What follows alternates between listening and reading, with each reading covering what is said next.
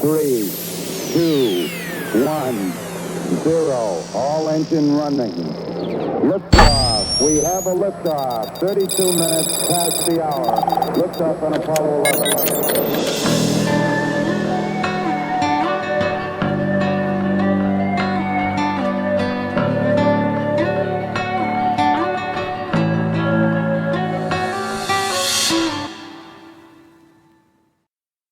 All right, welcome to Roots of Reality. I'm your host, Ben Baumann, and today I'm going to be talking about the history of how people meet. So throughout history, who people met in life was typically confined to the village or city they grew up in. Often people were born, lived, and died in the same place generation after generation. However, also throughout history, people have moved at different times, escaping poverty, wars, etc.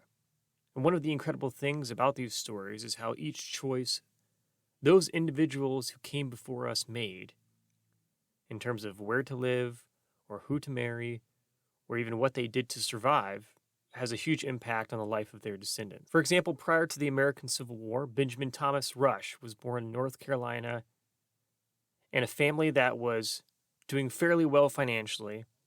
However, Benjamin would end up falling in love with a woman named Patience Baldwin, who came from a lower-class family in the mountains. In turn, Benjamin's family told him that they wanted nothing to do with him marrying this woman and threatened to essentially kick him out of the family. However, Benjamin followed his heart and left his family behind to pursue a life with the woman he fell in love with, and they ended up moving to Mississippi. In fact, in a letter from Patience Baldwin to Benjamin during the American Civil War, this exact situation is described, stating, "Dear Benjamin, I know when you took me as your wife that we would have to move from North Carolina. Your high-born brother and his wife didn't want nothing to do with a mountain girl for a sister-in-law."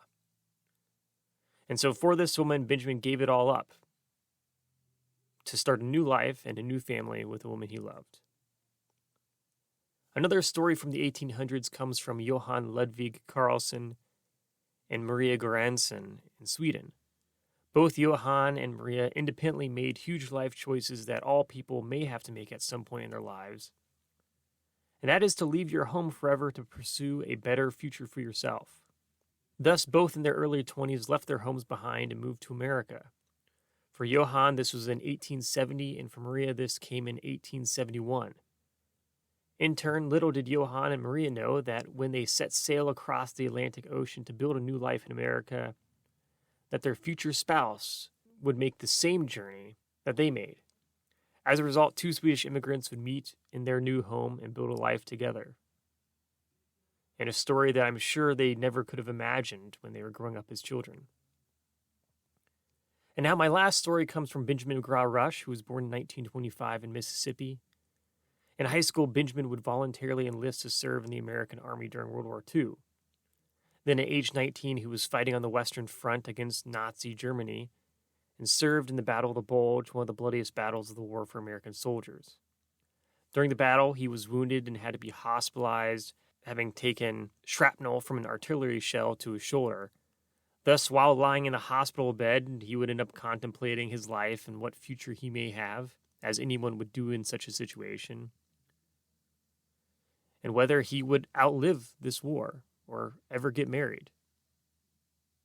He had already lost so many friends during the war, and so many new soldiers died that he even said that there was almost no point remembering anyone's names because many wouldn't survive long enough. In fact, out of his squad, only 2 out of 12 soldiers would survive the war, Benjamin being one of them. Later, after Nazi Germany surrendered, Benjamin was giving orders to return home, but only temporarily because he was told he needs to prepare for going to fight in Japan next. However, after the atomic bombs were dropped on Japan and Japan surrendered, his orders were canceled, potentially saving his life. Therefore, Benjamin would finish up his service contract in the U.S. military and eventually meet his wife, Doris Huckabee, serving as a reminder of just how lucky we are to be able to live long enough to even get married in the first place or meet future loved ones.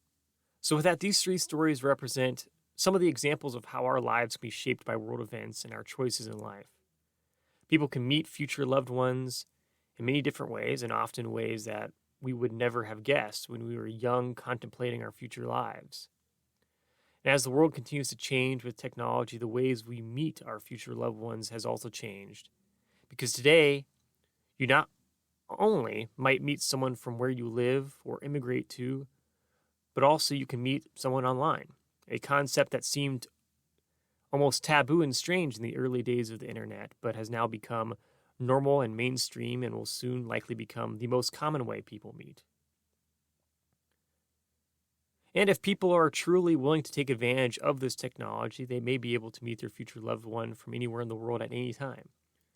It really is an opportunity that no one who lived before the dawn of the internet has ever had, and thus the potential for it is endless if someone is interested and willing to put the effort into it. Now, the caveat is that certainly just like meeting people offline, there are still many challenges, of course. There are plenty of scammers, so you must be careful and always pay close attention to who you're talking to make sure that they are who they say they are. And there are always people competing for attention. So you really have to be consistent and put the effort in. But like any worthy pursuit in life, if you want it to work, it can. All it takes is one stroke of success for you to meet someone that could potentially change your life forever. As the famous hockey player Wayne Gretzky once said, 100% of the shots you don't take don't go in. So with that, all of us have to decide what we want in our lives. It is our story. But we should never limit ourselves out of fear of failure.